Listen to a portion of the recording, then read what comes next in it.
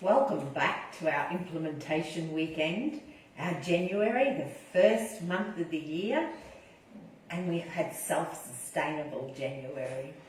So our shopping list, when we went shopping, we got 1 drumhead cabbage, 1 wombok, 2 big daikon radishes, a little bunch of shallots, 2 leeks, some ginger and some turmeric.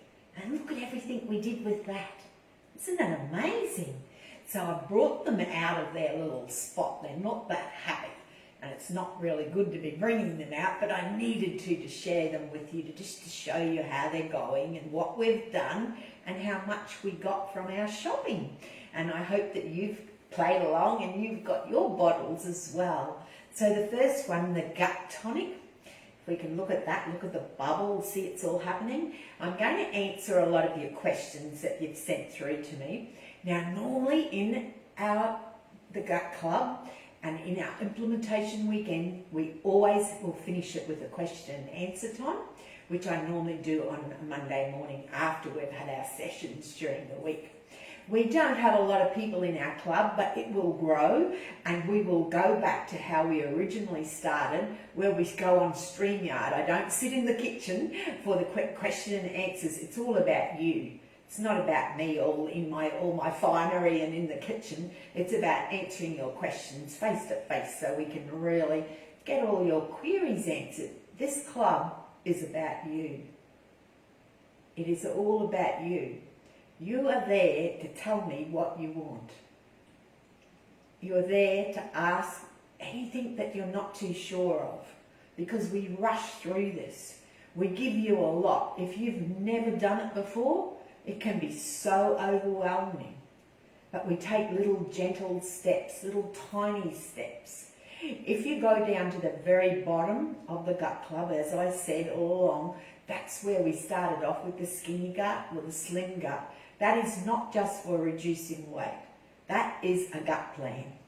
That's there. You've got the 3 videos about building the foundation for our temple. Setting the foundation. Just like building a home. It's exactly the same. And it works for anything, whether you just want to sustain a healthy lifestyle. You want to be healthy. We all want to be healthy. My plan is longevity. That's what we want, but longevity with health and happiness. So that's there. Now, what I am going to do for most of you who have already bought into courses and are in some of my programs, I'm going to upload all the videos and I'm going to put them separately so that you can log into the course. And then if you need to go back and have a look at, say, the gut plan, well, it'll be easier for you to get. You won't need to be going through the Gut Club that we have here on Facebook. And just in case it disappears on us, because anything could happen, I'll have it on my actual course platform, which if you're a member, you can just log in, so it'll be easy. We've got the Bacterial Beauty there, which is the DIY skincare. So I'll put those all under, and then as we go through with each of our implementation weekends, I'll just put it month 1, January, so it'll be easy for you to find them. So that's my plan, so that it can make it easy for you. So let's get back to what we made. So the gut tonic, the most important one, this is your start. If you're starting off, even if you've been doing little dribs and drabs of it, please do this one first. This is what you need. And as Ian asked me, it's just cabbage and water. Yeah, and that little bit of salt. So it's made at the end of when we make our sauerkraut first.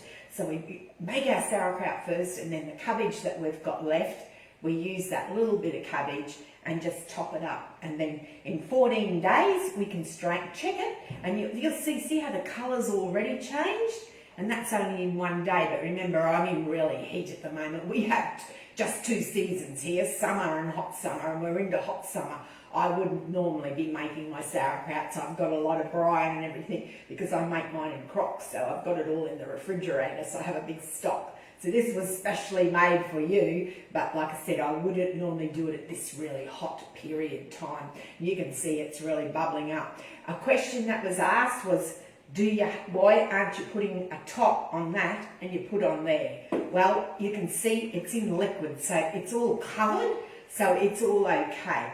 And that, as I said, when we did this in the first implementation, I said that cabbage is pretty well spent when it's finished. So you're going to strain that out, and it's the liquid. That's the tonic. That's the medicine in the jar. That's the one. Even if you're not going to make sauerkraut, you can still just get a little quarter of a cabbage and get your salt. You can put it on there. You don't have to massage it. You can just put a weight on it so it draws out. Just put it in and top it up with water. How easy is that? Be less than 10 minutes. 5 minutes to prepare it. That's all it will take. And I'll just recap, start slowly with it, because it depends on your body, especially if you've got something like candida or something like a bad yeast running through your body. Doing this thing can turn the gurgler pump on if you overdo it. We don't need you having to leave the room with, explosion time, like, oh gee, we've got to get out of the room. We don't want that. We don't want the gurgler pump on. No gurgler pumps. So do go very, we've got a bit of fizzing. They're talking to us to put me back in that cover. Don't put that strong light on me, they're saying. We need to be back in the dark. So there you go. So that's the one. If there's nothing that you do this one. And make sure that you take it. That's the big thing. You can make these and you can store them in your fridge, and they just, look. Sit down now, settle down. I did say we've never had an explosion, but I've never ever brought them under a hot light either in the early stages. Just settle down there, settle down. To make sure that you do have them, a little tip that I learned from our Tom, who's in his 90s, I kept saying his 80s, but I was corrected recently that he's well and truly gone up. He said it's not just this year, he was 90 quite a couple of years ago. What Tom does is he puts everything into little containers, and this is a wonderful idea because you put them into your little containers, so each day you know what you want. So, just like he has his fire cider in a little bottle like that, and that's his week's supply of fire cider, and that sits in the fridge. Fire cider it's your master tonic. It doesn't need to be refrigerated, but he just finds, and I think it's a wonderful idea, that if he puts them all on his little top shelf, it just reminds him each day that he needs to have them. He needs to add them into his diet. He does the same. He has little tiny bottles with like his beetroot kvass and like with his brine. And little bottles, the sauerkraut he makes into a salad, and that's what we will be doing next month in our next implementation. We'll be showing how to mix what we've made today. By then, they'll be ready, so you'll need to know how to serve them to yourself and your family. So that's what we'll be doing. We're going to make a very special meal. So he makes his sauerkraut salad. And he knows he has a scoop of that. He has it with his breakfast eggs. He has it all through the day. But if you go through that skinny gut, as I called it, slim gut, I think it was, if you go through that, it's actually got plans in there. It's actually got videos in there showing you how to add it in. And there's books and everything there. So that's all there already for you. So we won't go through too much into how to have it each day. But the little containers, I think, is a wonderful idea. That you just put them into little containers like that and know that's my day supply or my week supply, and I'll just make sure that I have them that way, that they're there. So that's that one. So then we made the sauerkraut. So what I got out of that 1 cabbage is we got the brine, and I got 2 1 litre jars, because half a cabbage does a litre. So there you'll see we've got 2. So that was the one that we made with the fennel, and this one's got the bulb of the fennel. As you'll see that I remember I just pulled off the leaves, so I had all the bulb left, and there's some nice fresh turmeric in there, as well as the powdered turmeric that we put in there, and I also added an apple. So I've got apple, the fennel, the bottoms of the fennel, and there's a little bit of fennel top in there as well, because that was left from there. So that's our cabbage that we got, our 1 cabbage. So we got from the 1 cabbage, we got 2 1 litre jars of sauerkraut plus the tonic. So there we go. Now this morning we made kimchi. So from our 1 wong bok and our 2 daikons, this is what we got. So we've got and he's talking. I'll be a bit careful with him. So we've all listened to him hearing fizz. Can you hear that? Oh, you smell beautiful. Oh, hello. I'm sorry. I'm going to put you back in oh, look at the bubbles. Isn't that beautiful? I'm going to put you back in very shortly. So hold on. So he'll go onto a saucer. You can see I've got all this liquid oozing out of him. So he'll have a deep saucer, this one, and we'll cover him up. So he'll be all okay. When I said about covering them up with tea towels, what I love to use is I have these little pickle bags, and they've actually got a little bottom in them. They're little bottoms that you can take out, and they are just perfect. They're perfect because they look good in your cupboard. They're easy to find, and that's how, and they're breathable. That's actually an organic cotton that's inside. It's all organic cotton lined. So there you go. It's a little pickle bag. So we'll put him back in there so he can fizz away quite happily. So we got one of those, and I used 2 little jars. So that's what we got from that one Lombok. That fizzing too. That fizz. And then we went on and we did the brine vegetable. Now, we didn't clean out the jar. Remember, we just left the bowl. We left the bowl so that we had that nice brine from the kimchi, and we put in the daikon. Now, if you didn't have any of your brine left after you put it in there, which I'd be very surprised that you wouldn't, because you normally always do, what you could add into there is some turmeric powder. So turmeric powder is lovely with your daikon. So daikon and leek, that's all you need. Terry.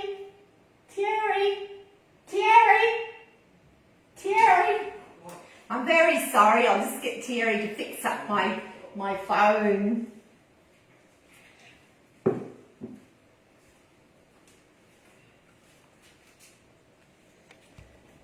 Okay, my camera just decided, see, it's hot too, everything's hot. I've had to turn the air off because it's too noisy, and it's the heat has really come in and it doesn't want to sit up there.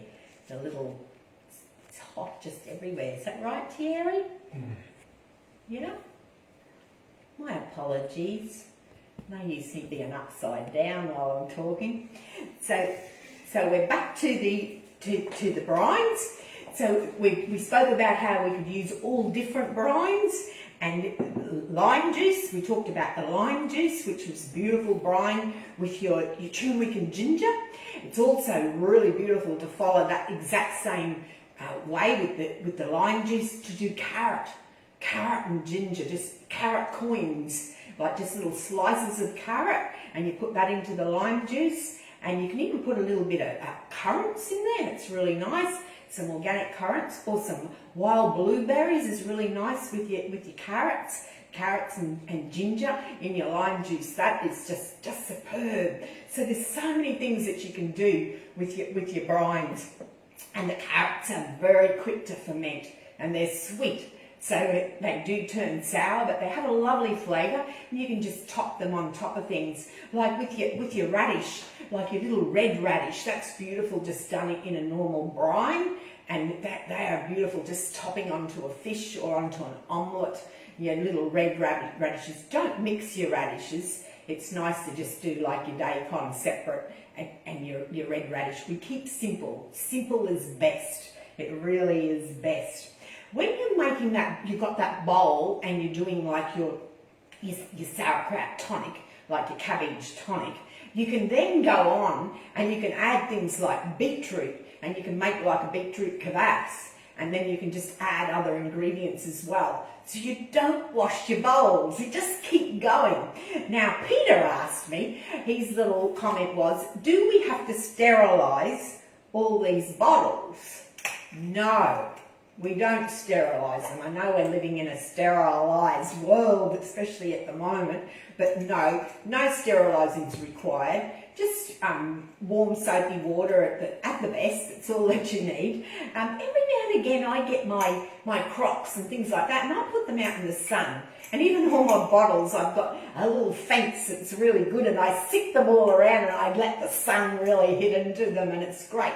Because some things do have odours, they do leave a few little odours in there. Things like sour ribbon. Sour ribbon is made from turnips. It's exactly the same as making sauerkraut, and I can tell you, I prefer it. It's my favourite. Only trouble is I never grow enough turnips. But you don't use big turnips, and the purple turnips are really good, and you just peel them and shred them, like grate them, and that's all you need. The same process of just salting as you go along and packing it in there, and you've got sour ribbon.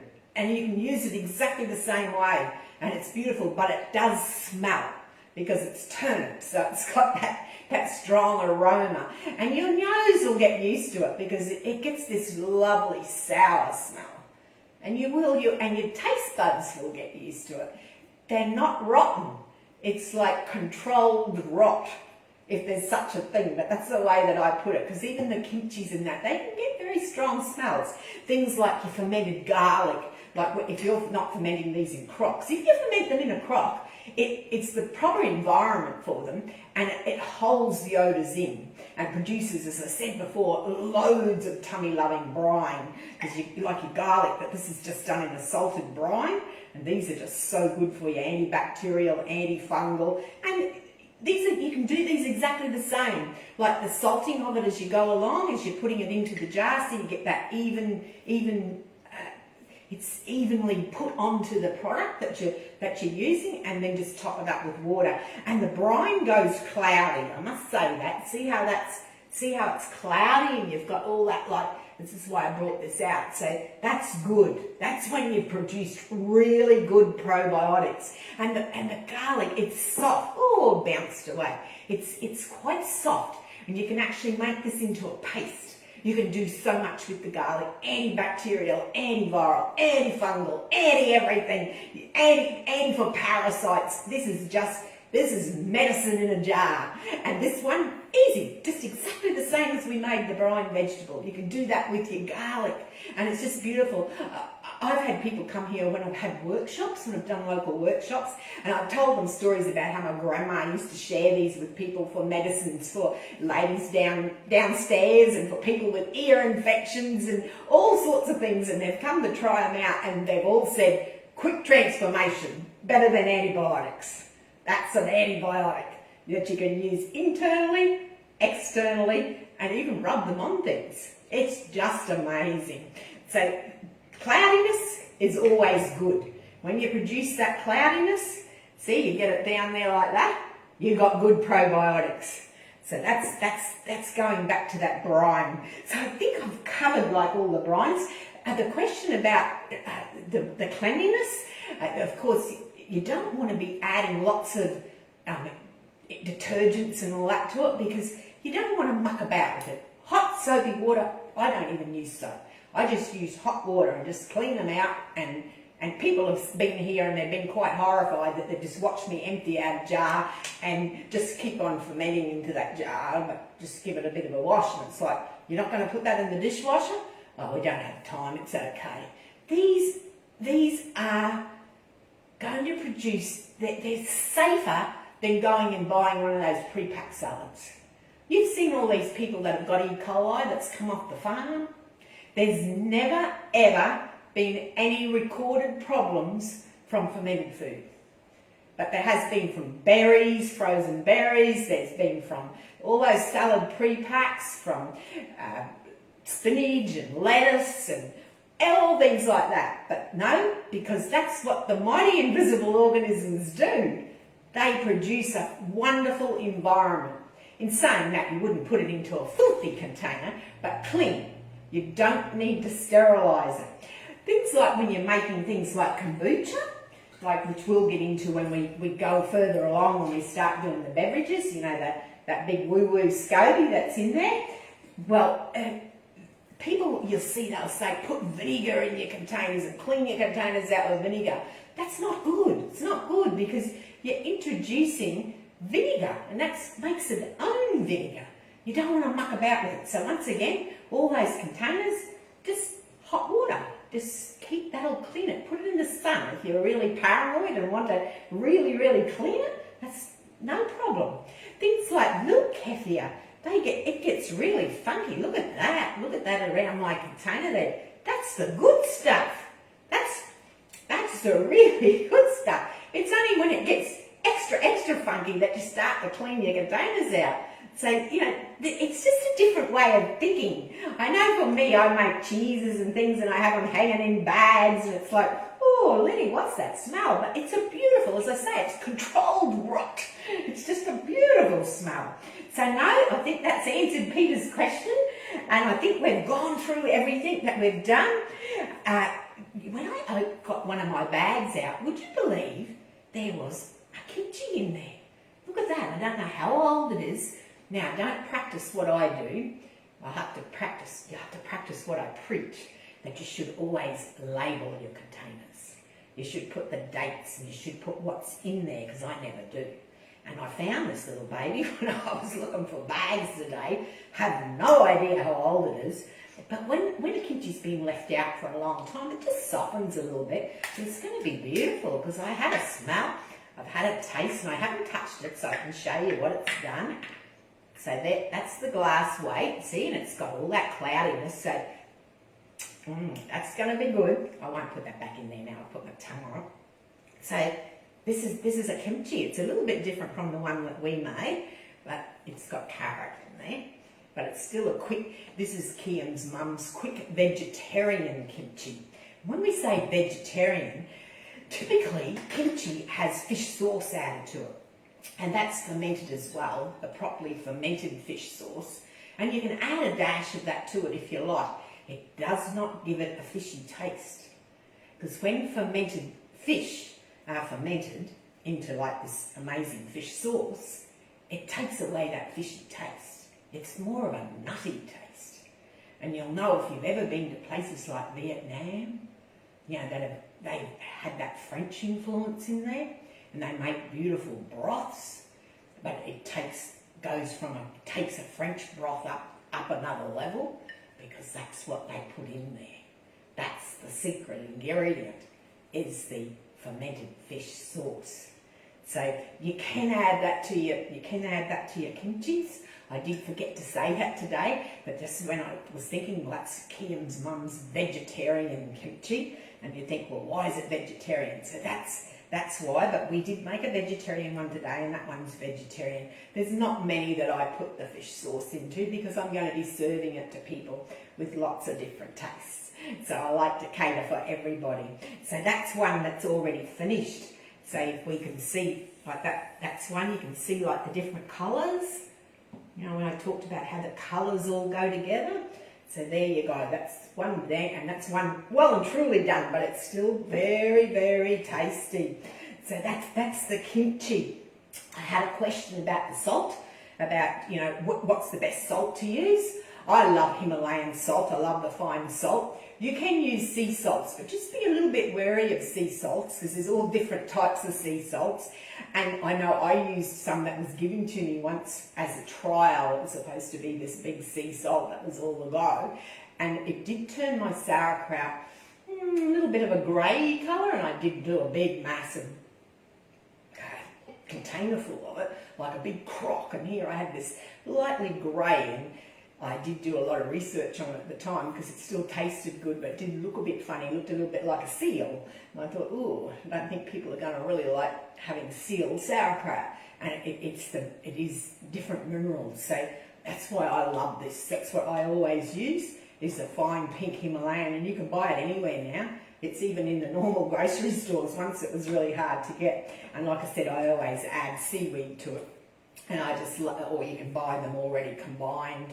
So that's the salt. Never use iodized salt. Same with your waters. Never use water if you're doing a brine straight from the tap, because they've got chlorine and things in there, and it will affect that setting up of the microbes. They don't like it. They don't like it. We can learn so much. We just learn so much from fermentation. So I think I've answered the question. Ian, I answered your question on there about that it was just cabbage and water, and I said, and with the salt. So that's answered that question. So I think I've answered all your questions.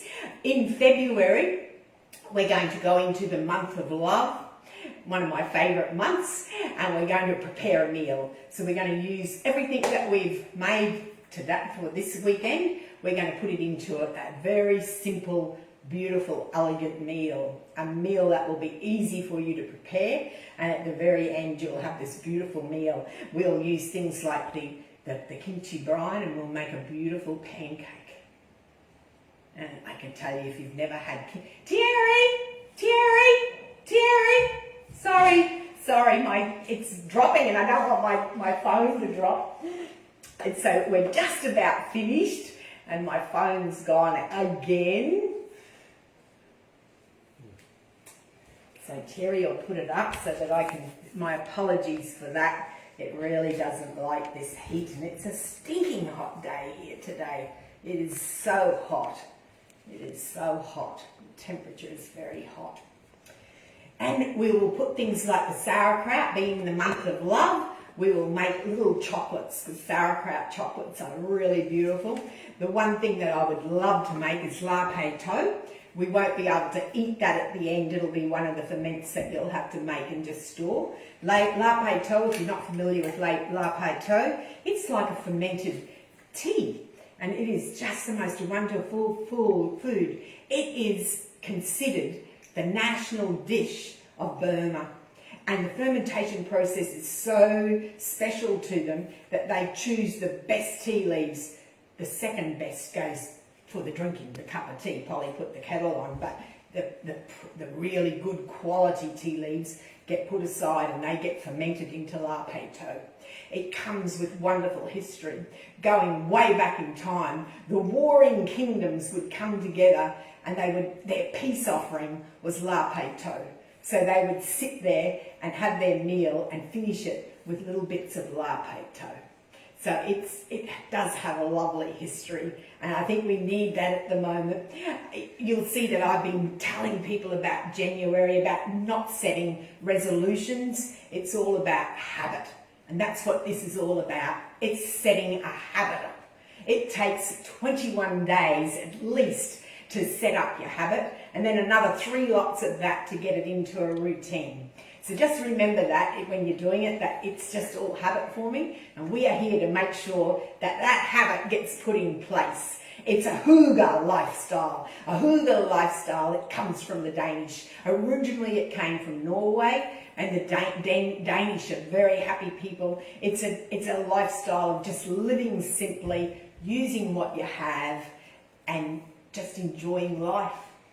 So thank you so very much. Any questions, get in touch with me. You've got all my details, and let me know what you want from this club. Let me know what you want, and we will deliver. Big love, my heart to your heart. Big love and bacteria.